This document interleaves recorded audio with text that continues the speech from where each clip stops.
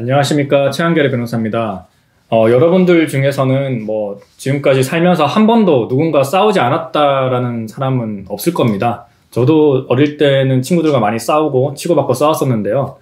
예전에는 이제 이런 것들이 다 폭행죄로 고소고발이 이루어지지 않았었는데 요즘은 한 번 시비가 붙거나 뭔가 물이라도 한번 끼얹으면은 그걸 다 거의 다 폭행죄로 고소고발을 진행을 합니다.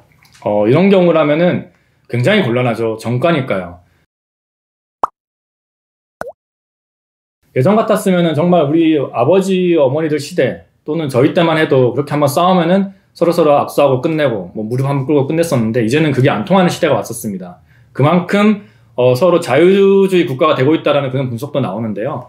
여기서 굉장히 어떻게 좀 억울한 게 내가 때린 폭행이다. 그러면 폭행죄로 기소가 되고 그냥 처벌받으면 됩니다. 아니면 정말 무릎을 꿇거나 아니면 합의금을 많이 제시를 하면 되는데 쌍방폭행일 때는 굉장히 곤란합니다. 나도 때리고 걔도 때리고 아니면 걔가 나를 때려가지고 나도 걔를 때렸다. 이때가 굉장히 곤란하죠. 그리고 더욱더 곤란할 때는 뭐냐면은 걔가 나를 먼저 때려가지고 내가 때렸는데 걔가 나를 때렸던 증거는 더 이상 존재하지 않고 목격자도 없고 내가 걔를 때렸을 때만 누군가가 카메라를 찍고 있었다든지 CCTV가 남아있다든지 아니면 내가 그 사람을 때린 그 사실만 증거가 남아있을 때 굉장히 곤란합니다. 이런 경우라면은 합의가 되지 않으면 약식명령으로 기소가 되고요. 적어도 50만 원에서 100만 원 정도의 벌금을 받게 됩니다. 우선 폭행죄는 웬만해서는 합의를 하시는 게 좋은 이유가 뭐냐면요. 폭행죄는 반의사 불벌죄입니다. 많은 분들이 알고 계시듯이 형법제 260조에 보면은 폭행이라고 해가지고 1항에 사람의 신체에 대하여 폭행을 가한 자는 2년 이하의 징역 또는 500만 원 이하의 벌금, 구류 또는 과료에 처한다는 규정이 있습니다. 그리고 2항은 존속폭행이고요. 3항에 보면은 1항 및 2항의 죄는 피해자의 명시한 의사에 반하여 공소를 제기할 수 없다라는 규정이 있어가지고 이것이 반의사 불벌죄입니다.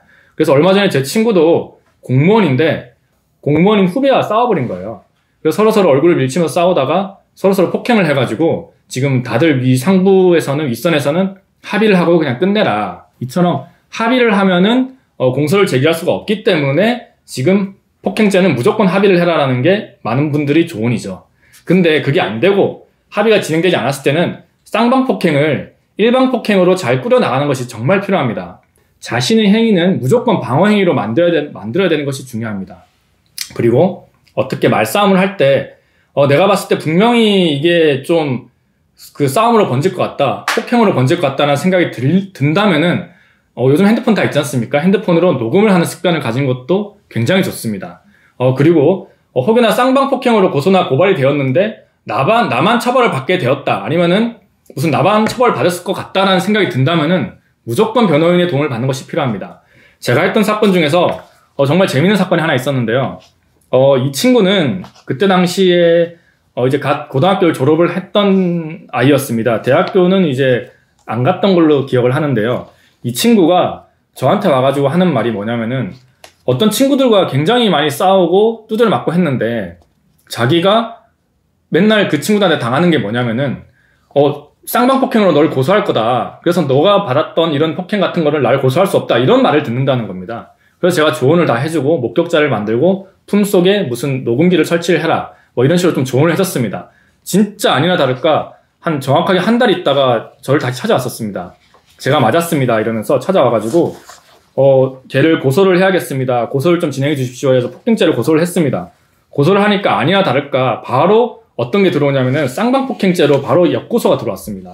그러니까 형사분께서는 그냥 합의하시죠. 좋게 좋게 합의를 하시죠. 이렇게 얘기를 했는데 저희 피해자는 너무나 억울한 겁니다. 너무나 억울해가지고 자신은 여기서 합의를 하는 순간 진짜 합병이 나서 돌아가시겠다 이런 얘기를 하면서 곧 군대에 가야 되는데 무슨 어떻게 이거 벌금 받고 군대를 가냐 이런 말씀도 많이 하셨습니다. 그래서 저한테 위임을 하셨고 수임료도 굉장히 많이 지불하셨습니다.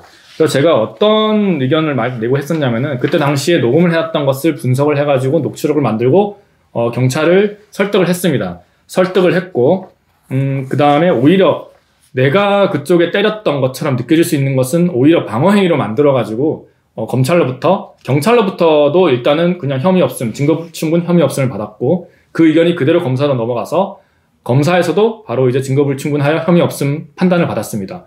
오히려 역으로 우리가 고소를 했던 그 폭행건은 오히려 괘씸죄를 받아가지고 벌금 300만 원 나왔었습니다.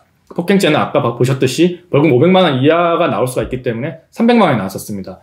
제가 준비했던 이 불기소 이후 통지서를 한번 보면은 이 사건은 2018년도 말경 그때도 겨울이었습니다. 겨울에 자기들끼리 싸웠습니다. 싸웠는데 그 우리 의뢰인은 그 상대방의 폭력에 대항해서 팔꿈치로 그 상대방 피해자 옆구리를 수에 때려 폭행하였다는 것이 범죄 사실이었어요.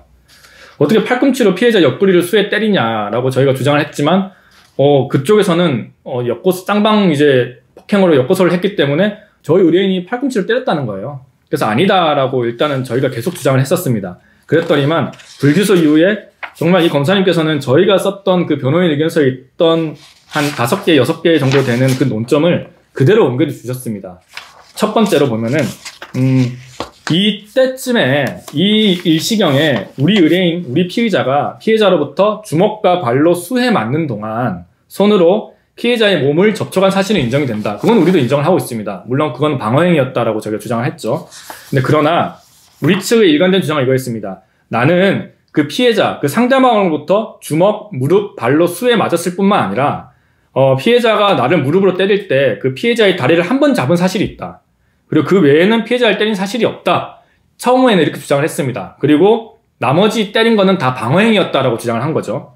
그리고 저희가 녹음을 했다고 아까 말씀드렸지 않습니까? 그 현장 녹음 기록이 반드시 필요한 게 뭐냐면은 그 검사도 이 녹음 기록을 썼습니다. 목격자는 다 그쪽 피해자 편, 상대방 편이었기 때문이었거든요. 그래서 피해자는 그러니까 상대방이 먼저 우리 의뢰인에게 너 좀 맞을래? 라고 물어봤습니다. 우리 이제 의뢰인은 뭐 한번 해볼래? 이렇게 말했고 상대방도 때린다는 신용을 취했습니다. 그리고 우리가 때리려면 때려라고 먼저 그 상대방이 말을 합니다. 그러니까 그 피해자가 진짜 무차별하게 우리 의뢰인을 공격을 합니다. 계속 때리면서 정말 그때 당시에 좀 큰 옷을 패딩 점퍼를 입고 있었는데 일부러 패딩 점퍼를 입으라고 제가 말씀을 드렸었거든요.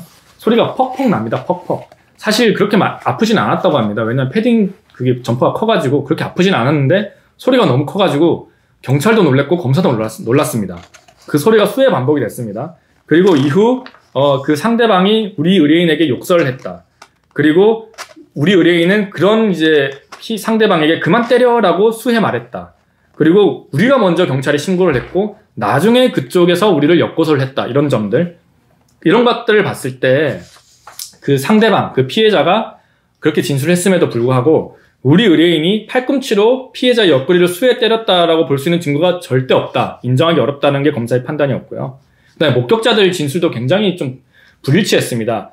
그런 사람들의 진술에 의하더라도 그 우리 피해자가 피해자의 팔, 다리 등을 잡거나 몸을 밀친 사실은 인정될 수가 있으나 이는 우리 의뢰인이 그 피해자로부터 주먹과 발로 수에 맞는 과정에서 나의 피해를 최소화하기 위해서 어떤 방어행위로 볼 수 있을 것이므로 피해자에게 우리 의뢰인에게 피해자를 폭행할 고의가 있었다라고 보기는 어렵다라는 굉장히 중요한 불기소 이후 주문을 받아냈습니다.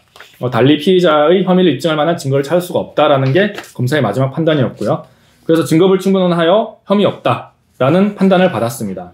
이때도 이 판단을 받은 후에 의뢰인이랑 의뢰인 부모님께서 찾아오셔가지고 정말 고맙다고 저를 응원을 많이 해주셨고요. 너무 감사하다라는 인사를 그 뒤로도 계속 하고 있고 지금도 하고 있습니다. 그래서 정말 기억에 남는 사건인데요. 여러분들 중에서 뭐 실수로 누군가를 때렸다 그러면은 무조건 그 사람한테 합의를 하고 먼저 찾아가서 사과하는 것이 필요합니다. 그런데 뭔가 쌍방폭행이 이루어졌다든지 뭔가 억울한 일이 발생했을 때는 꼭 변호인을 찾아오십시오. 제가 도움이 드릴 수가 있습니다. 지금까지 최한계리 변호사였습니다.